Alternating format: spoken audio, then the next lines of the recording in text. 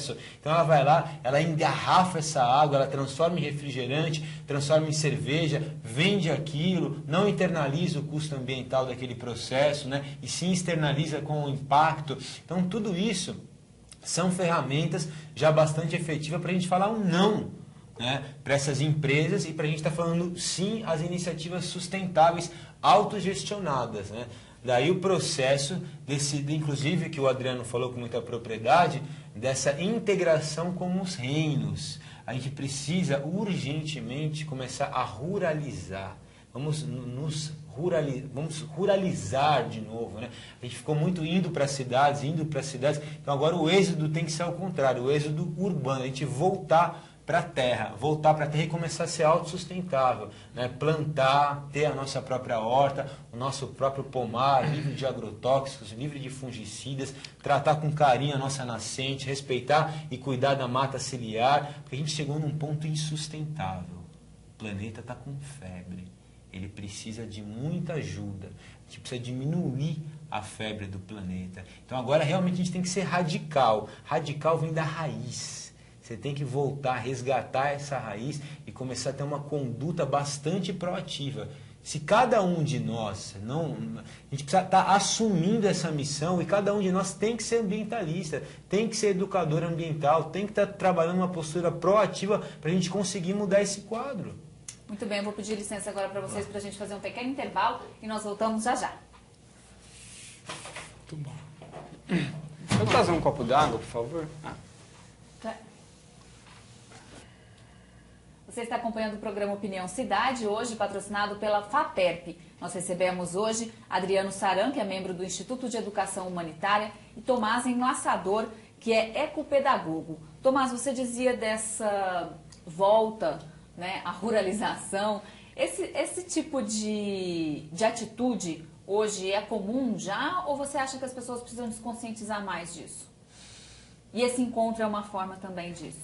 Eu acho que esse encontro, ele é um instrumento. A gente quando vem nesses encontros, como por exemplo no Fórum Social Mundial, que é o maior encontro altermundista de movimentos sociais e ambientais, que foi em Porto Alegre, depois foi para a Índia, para a África, e em 2009 volta para Belém, no Brasil, a gente chega nesses encontros, a gente recebe uma injeção de ânimo, né, que a gente vê que a gente tem co-irmãos fazendo mais ou menos aquilo que a gente está fazendo também, que a gente não está tão isolado, né, nesse processo, e a gente articula o processo em rede. Hoje você tem várias iniciativas de comunidades alternativas e de ecovilas que estão sendo instaladas. Tem várias técnicas, como por exemplo a técnica da bioconstrução, da permacultura, que é uma forma de você integrar todos os ciclos da terra num processo sustentável. Então essas ferramentas estão cada vez mais sendo democratizadas. A gente está fazendo uma série de cursos, fóruns e encontros, e não necessariamente todo mundo precisa ir para as áreas rurais. Eu acho sim que a gente precisa estar fortalecendo essas ecovilas, essas comunidades alternativas, criando esses núcleos, né, de agricultura popular, criando esses núcleos de agroecologia, de agrofloresta, de bancos de sementes caboclas, sementes orgânicas, e fazer com que essas grandes e poderosas, né, empresas multinacionais não detenham essas sementes, como por exemplo a Monsanto, que ela é dona de 90% das sementes transgênicas que circulam no planeta e de 50% de todas as sementes que circulam no planeta, né? Então a gente precisa salvaguardar essa nossa biodiversidade e essas sementes que vai fazer todo esse processo de espalhar essa biodiversidade, né? E não só na área rural, na área urbana também você pode e deve fazer muita coisa, né? A gente pode, no decorrer aí do programa, ir falando alguns exemplos práticos de ações ecopedagógicas sustentáveis que a população pode estar exercendo, né? Adriano, você acredita nisso, que cada um também deva fazer a sua parte? Olha, geralmente o que eu costumo ver quando a pessoa entra nesse caminho de meio ambiente, sustentabilidade, muita gente quer abraçar o mundo, né? Mas eu não vejo dessa forma, né? E o interessante é que formemos redes e de pessoas conscientes.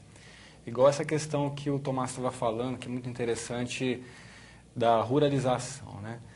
Eu vejo assim, era algo que já deveria ter sido feito há uns 30 anos atrás, assim, que eu vejo que hoje, assim, em relação, nós temos uma defasagem muito grande em relação a essa questão, por exemplo, as ecovilas, esses locais realmente são locais que deveriam ter sido implantados há muito tempo atrás, né? Hoje a gente vê várias iniciativas acontecendo, porque nós estamos vivendo uma situação de aquecimento global e de outros problemas ambientais que são verdadeiramente alarmantes.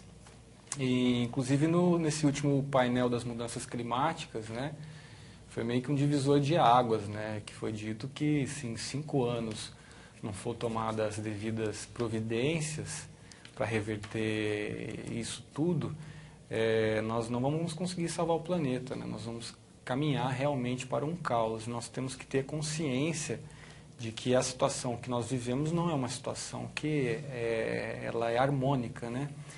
Então, na verdade, para você criar primeiro essa consciência das pessoas se verem mudando de vida, ela tem que se trabalhar para mudar o padrão de conduta. Não é só que às vezes você não deixa só de consumir um produto. Geralmente é você abdicar de um padrão de conduta seu, involutivo.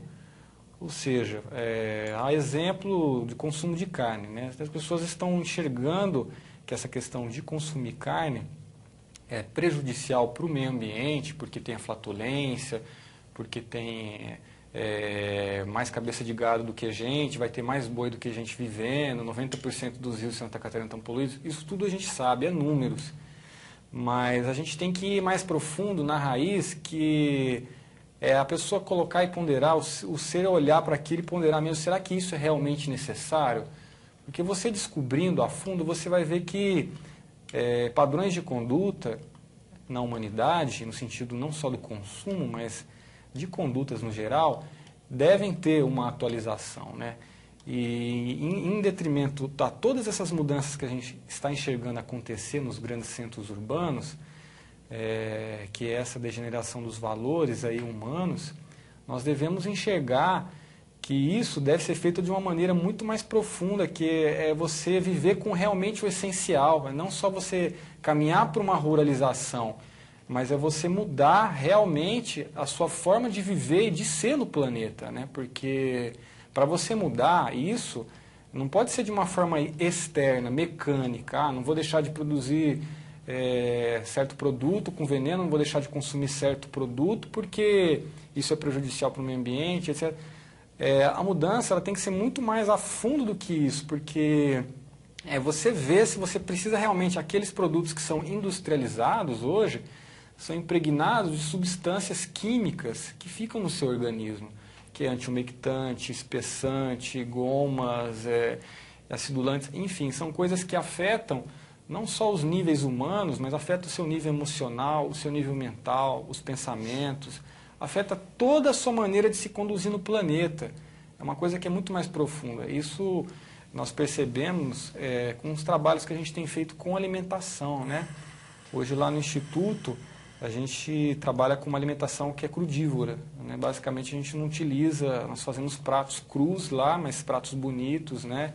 Da culinária vegetariana crua, né? Em que realmente a gente basicamente consome produtos orgânicos produzidos no ambiente e produtos que poucas coisas, que nada de coisas industrializadas. Basicamente todos os produtos industrializados não entram lá. Basicamente são todas as coisas produzidas ali e coisas que realmente têm o seu valor, porque